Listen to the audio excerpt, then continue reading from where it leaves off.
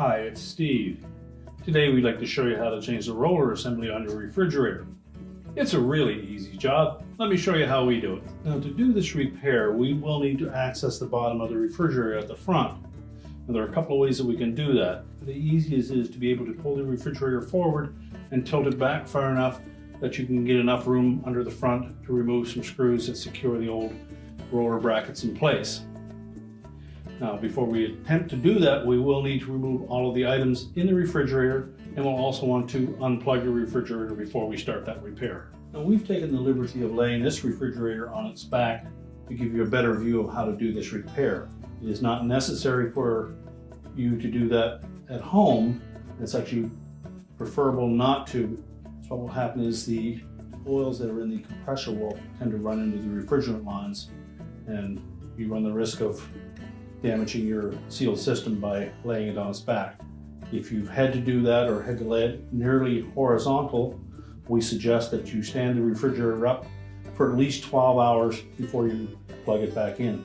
Now, our next step will be to remove the grill at the front. So take a thin putty knife, go into the center area of that, just pop that up enough that you can get your fingers under it, and then you can pry that off. Now next, we've exposed the screw to the face of the refrigerator frame, as well as the two on the bottom edge. We can go ahead and remove those.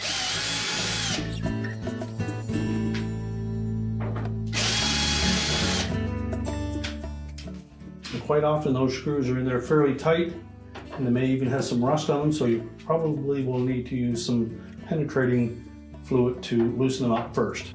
Now, while removing that last screw from the front to support the roller assembly, and then lift it away.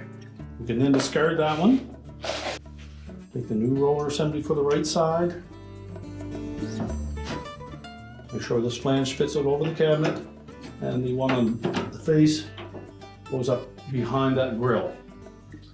And we'll install that screw first.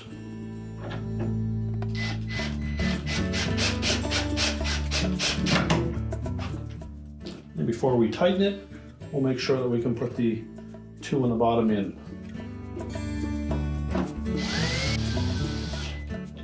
Make sure they're tightened securely.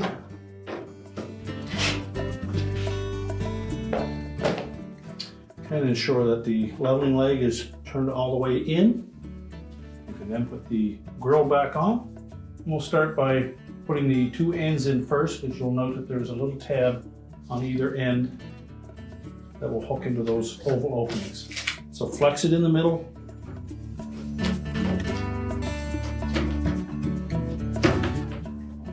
Tuck in both ends, and then press the center down.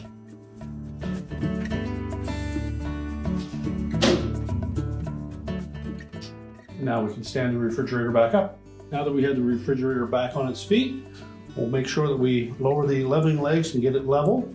And if you've had it tilted any more than, say, 30 degrees, you'll want to make sure that you do not connect the power until that refrigerator is set for 6 to 8 hours to make sure that there's no lubrication that's gotten into the coolant lines. Once we've done that, you can reconnect the power and your repair is complete.